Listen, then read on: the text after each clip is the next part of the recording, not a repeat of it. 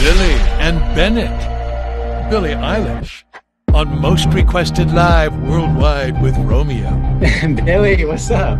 What's good? How you doing? I'm doing great. How are you? Release weekend. It's exciting. I know, it's scary. I'm good though. I'm all right. I'm good. Yeah. Well, let's talk about it. I mean, like the world shuts down. You and Phineas have this unexpected time now to create this album with no pressure, no deadline. Like, how much did that help the creative process for you? It helped a lot. It's funny though, like, because it really wasn't a COVID album. You know, it didn't feel like one. It just happened to be when we made the album. Like, that's it. That's just a coincidence. But we had time. I mean, like, you know, my life has been like for like 5 years. So yeah. It was like just the first 2 weeks was the most time off that I had in 5 or 4 years. And I remember being like, oh my God, I get 2 weeks off and then I go back to the That was not true. That was not true at all. But it helped, you know, it was nice to, as much as it was the worst thing in the world and I wish that it hadn't happened, at the same time it was very, you know, it was a moment to actually process what I had just been through for the last 4 years and what my life had looked like, and just actually think about it in terms of, or if from a different, you know, outsider perspective, like post perspective. So yeah. And that's what I want to get into. You know, therapy has played a major role in my life, obviously countless others as well. I'm just curious how therapy and just navigating your thoughts, your anxieties, how much that played a role in Happier Than Ever. Whew. Well, you know, I didn't start therapy again until January, which meant, you know, I think we almost finished the album. We just had to write, like, we hadn't made Oxytocin or Male Fantasy, Okay. or I think NDA. I think those were the last three that we made. Yeah, so I didn't have therapy through the album process, but I had my brother, so I feel like that was the kind of replacement for therapy. You know what I mean? Yeah, absolutely. And just being able to talk through things that I haven't actually been able to process in, you know, a year or 3 was Sure. really nice, you know, because I say this all the time of, like, it's really hard to understand and take in what's going on in the moment. Whereas, like, after the fact, a few weeks later, a few years later, it's so much easier to think back really about what and process it. Yeah, absolutely. And, you know, let's talk about NDA, and from that song to Therefore I Am. I mean, like what you said, this album is cohesive yet versatile, right? So I'm just wondering, like, how you think you've just grown as an artist on this new project. Ooh, a lot. I mean, first of all, you know, I made my debut album when I was mostly 15. That's a big difference, you know? 15 Yeah. to 18, 19 is really a different brain, and a different body and a different voice. I mean, you can hear the difference in my voice. It's really, I mean, obvious as hell. Like, you know, I think you know, you listen to, like, you know, anything from Don't Smile at Me, anything from When We All Fall Asleep, compared to this new album, and it's like it sounds almost like a different person, or like a relative from that person. So I think that I've changed in, like, every way. I mean, except without changing who I am and my art, you know, because I really don't feel like the album sounds like a different artist. I don't think it sounds not like Billie Eilish. I really think that it feels like me, and if people disagree with that, they disagree with it, but I don't think that it's, you know, I think that I for instance, like, I even if whatever anybody thinks, I feel that I did a very good job not changing everything about myself and making it so that I'm, you know, nothing like I used to be. But I also didn't stay exactly the same and not change at all. I feel that I did a good job in my own self, and I feel good with it of how different it is this time, you know? Yeah, and I want to ask, like, society this day and age, like society judges success based on like the amount of likes you get or streams, airplay, awards. Like, Yeah. how do you define success? What do you hope to get from this album? Mm, I couldn't really care less about numbers. I really just want the fans to love it. Honestly, I don't. Yeah, people say what they're gonna say, and I don't really care as long as the fans get to say what they want to say, and I want them to love it and enjoy it because I made it for them. I made it for me, but I also made it for them. And I think that success is going to be when I'm on stage and hear them singing it or just sing it to them. I can't wait for that. So I think that's going to feel really amazing. Yeah. And this NDA video is super dope, by the way. I know you directed it.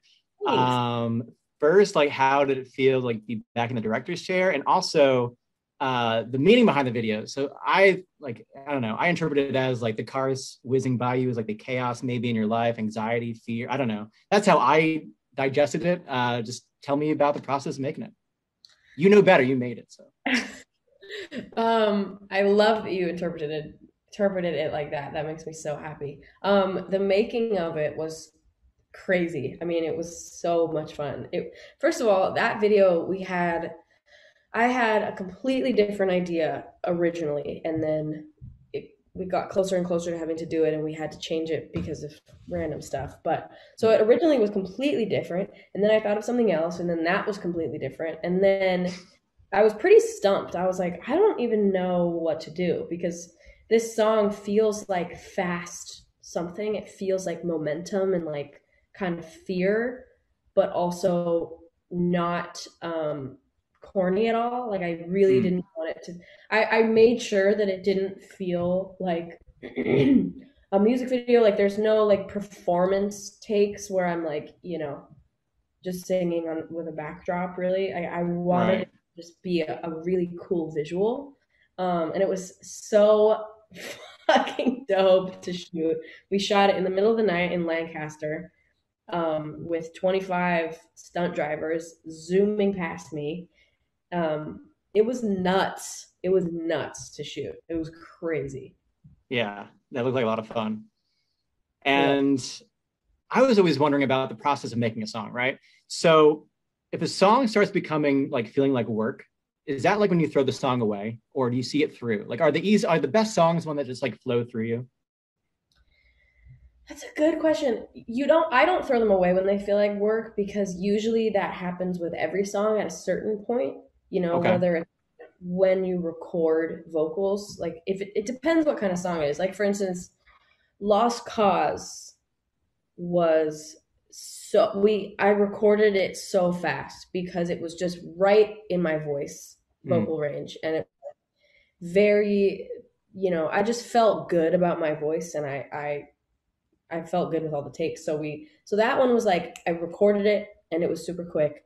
For instance, with like Male Fantasy or NDA for like the choruses, those took way longer to record. That was like millions of takes and so much time spent on like debating things. So, but it's a good question though, because sometimes you really feel like giving up because it's so, oh my God, it can be so boring. But if you just like dig your way past the part where it like really feels like work, it is so worth it. Like it's very rewarding. So no, but the NDA though was very exciting to sing to make. I even like saw a video of us making it the other day, and we were so happy. We were so excited and ecstatic, and fuck the internet for convincing me that that song's bad because it's fucking fire. Oh, it's one of my favorites. Thank We love you. it. Thanks. Yeah, absolutely. And like once you see it through and like you see the finished product, it's gonna be like that much more rewarding. Yeah. I only got a couple more questions. I know you got to run, release weekend, you got a lot going on. So thank you for the time.